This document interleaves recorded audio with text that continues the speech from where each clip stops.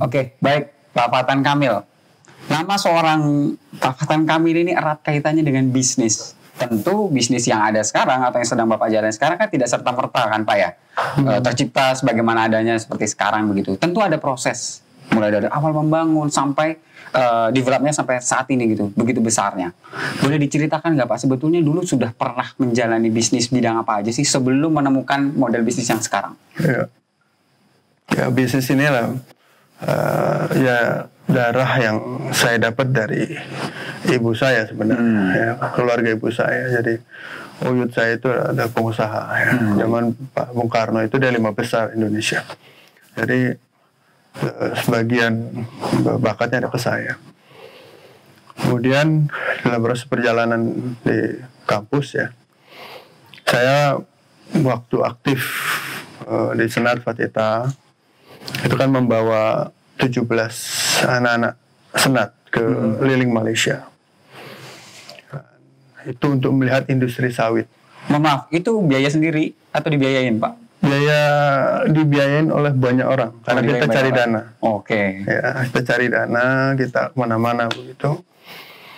Dan kemudian itu adalah salah satu momen terbaik. Kenapa? Karena saya membawa satu komitmen isu di Senat itu adalah membangun SDM, sumber daya mahasiswa.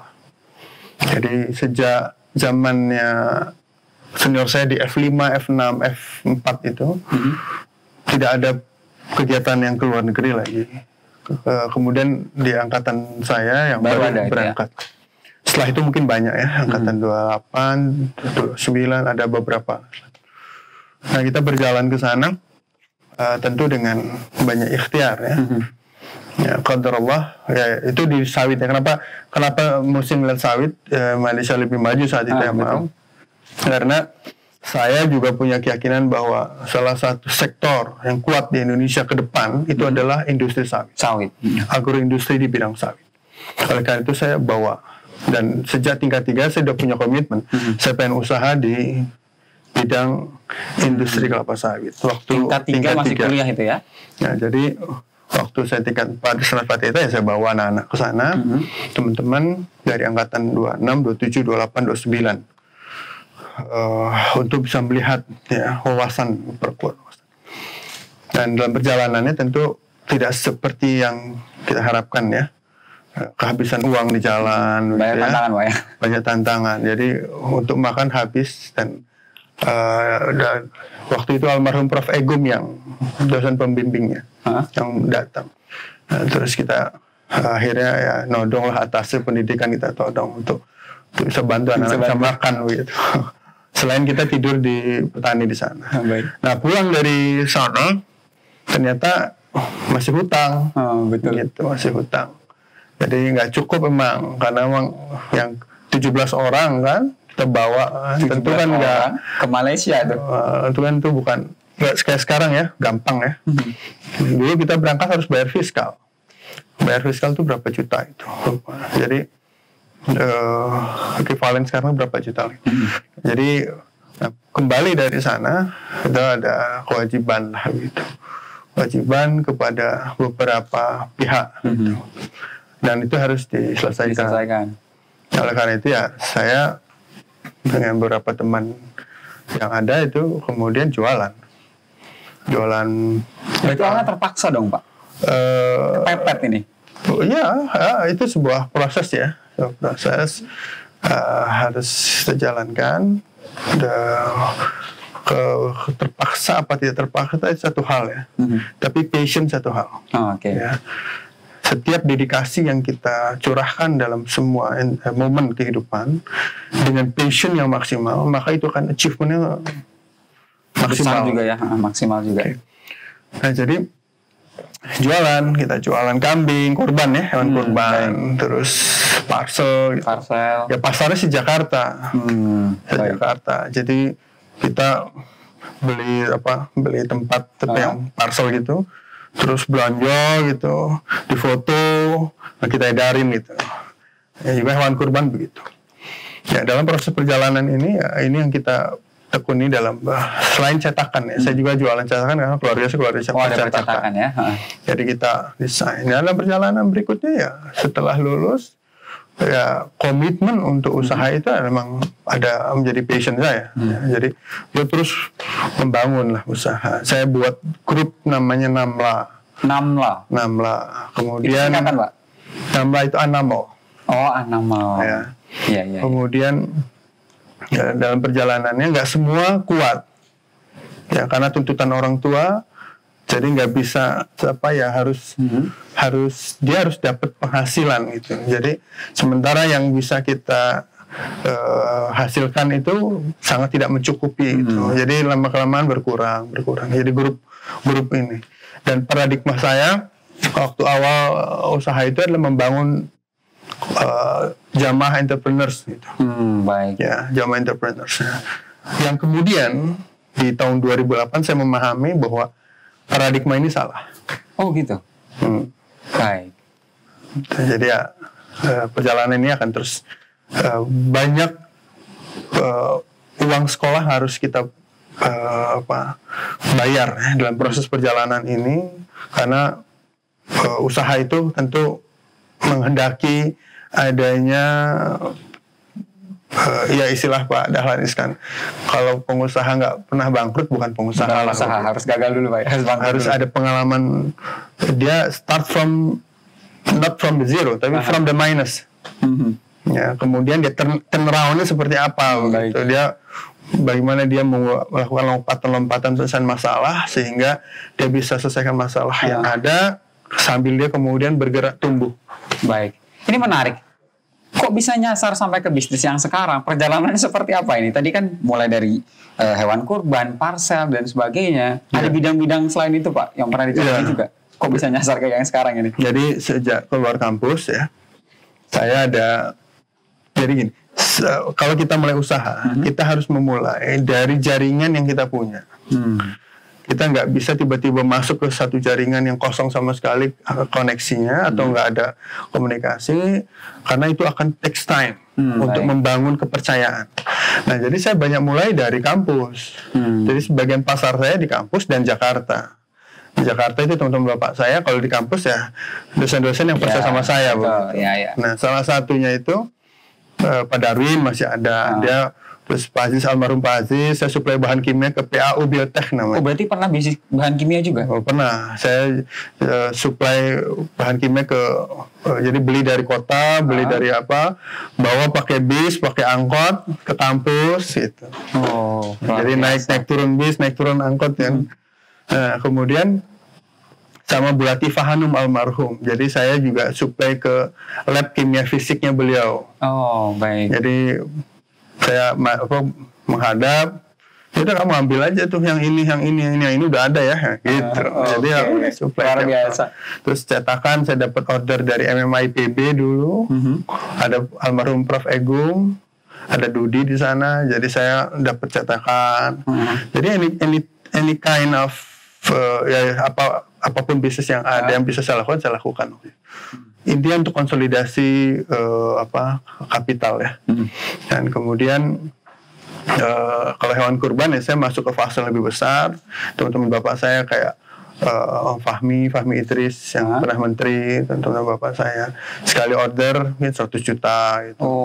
Jadi masa itu Pak ya? Masa itu. Jadi kalau Om Maher ya, temennya Pak Bowo itu juga kalau mesen juta gitu. Nah, jadi teman-teman bapak saya itu saya datangin, dia mau ambil, jualan.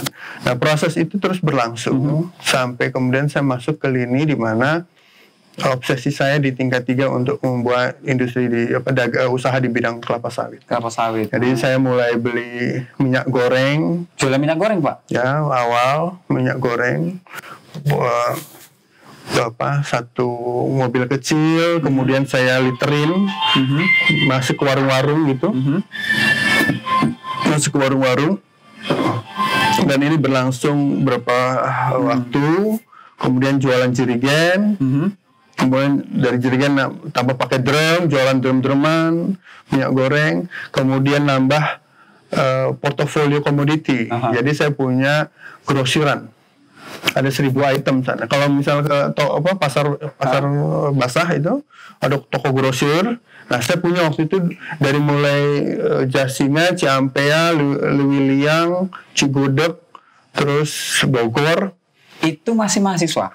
Nah, itu udah udah selesai. Udah selesai? Udah selesai. Jadi tahun 97, 98, 99 sampai 2000. Oke, berarti mulai dari jualan liter-literan, jerigen-jerigenan, sampai punya toko grosir berbagai macam cabang gitu, di mana-mana cabangnya. Luar biasa. Baik, kemudian selain dari yang jualan minyak goreng, ada lagi nggak Pak? Ya, jadi dari situ, kemudian toko grosir ini karena kita jiwa muda, kita over ekspansi, span of control kita nggak kuat.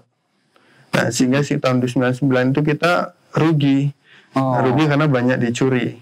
Baik. Karena kontrolnya di situ seharusnya emang toko-toko yang dengan kontrol kuat itu yang harus tumbuh. Yang sekarang Alfamart, Minimart itu yang akan tumbuh. Kenapa? Karena kontrol yang kuat sekali. Baik. Nah, jadi dari situ kemudian saya agak bergeser ke shipping business, ya, shipping broker business. kapal, kemudian sampai akhirnya punya kapal tanker, ya. Baik. Kapal tanker ini chemicals, ternyata masuk palm oil di situ. Jadi saya dari situ kemudian saya mulai lagi dengan trading, Baik. trading CPO, tapi skalanya yang kapal, ya. Jadi saya antar pulau dan ekspor. Ya, jadi dari broker kapal tahun 2000-an sampai 2003, kemudian 2004 beli kapal tanker. Jadi sempat drop di 99-2000 itu kan yang rugi. Nah, qadarullah naik lagi dengan shipping business. Nah, sampai 2008. Jadi 2008 itu kena global crisis. Tadi sempat disinggung tentang adanya krisis dan juga turbulensi lah dalam menghadapi bisnis ini, khususnya di tahun-tahun krisis ya, 98 dan 2008 dari Bapak singgung. Ada cerita di balik itu Pak yang sangat memorable mungkin?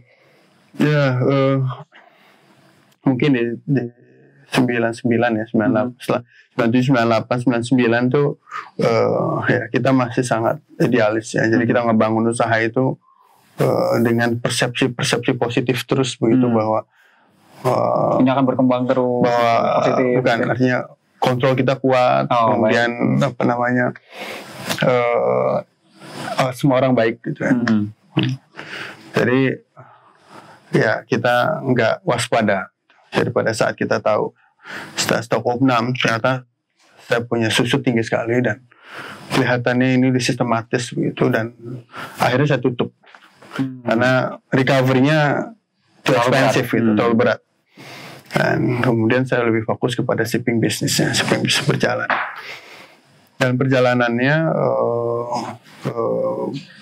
ya Allah kasih saya jalan untuk pada saat drop, kemudian bergeser naik kepada pilihan-pilihan berikutnya.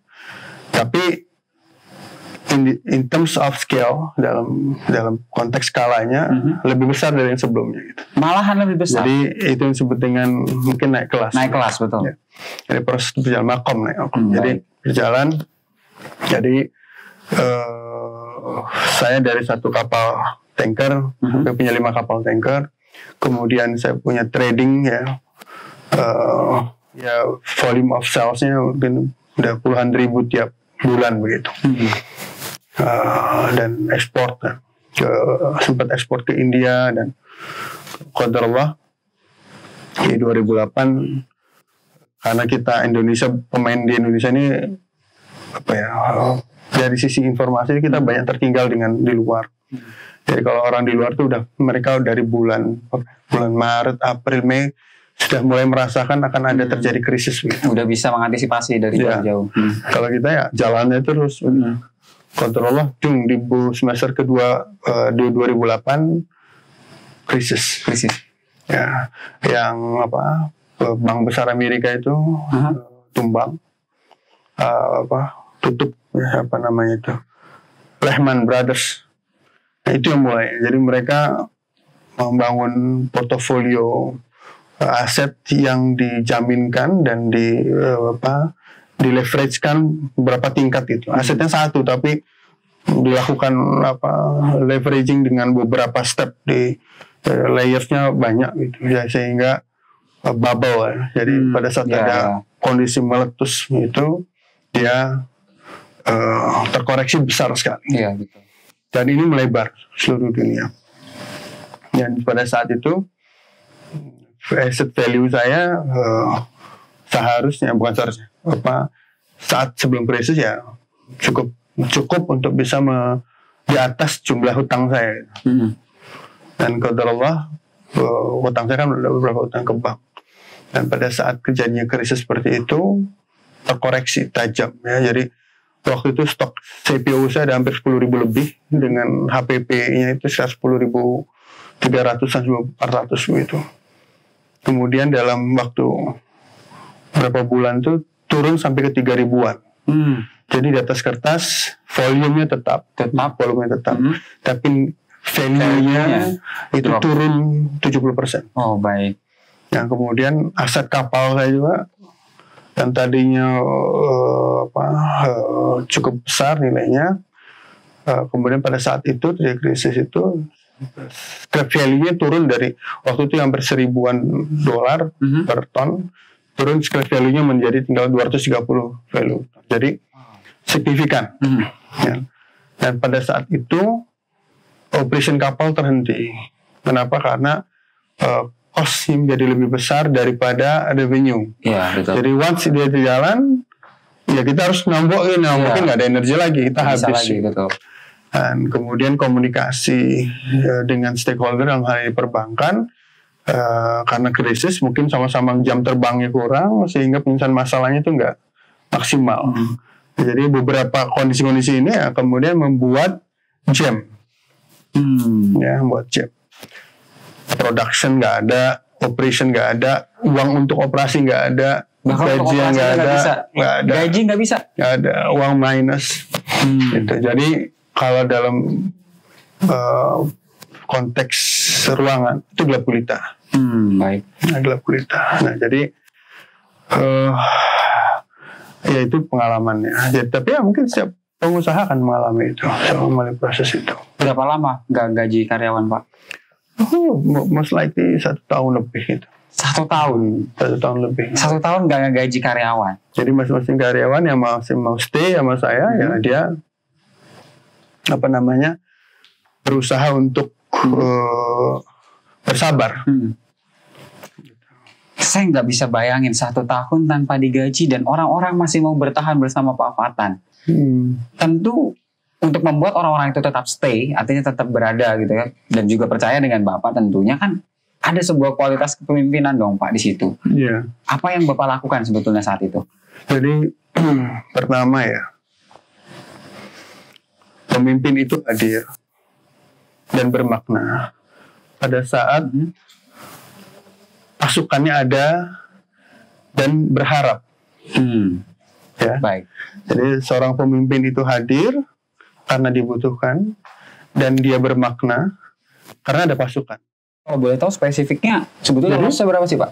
Jadi pada saat seperti itu ya, mereka juga menyadari, pasukan saya menyadari bahwa perusahaan ini technically bangkrut. Value of loss itu cukup besar. Di komoditi di atas kertas yang saya sampaikan tadi 70% itu lebih kurang 170 miliar. 70? Ya, dari 70 miliar. 70 miliar. Dari di atas kertas toh. Jadi volume tetap 10.000 ton, tetapi the numbers is tinggal 30%. Remainnya itu tinggal 30%.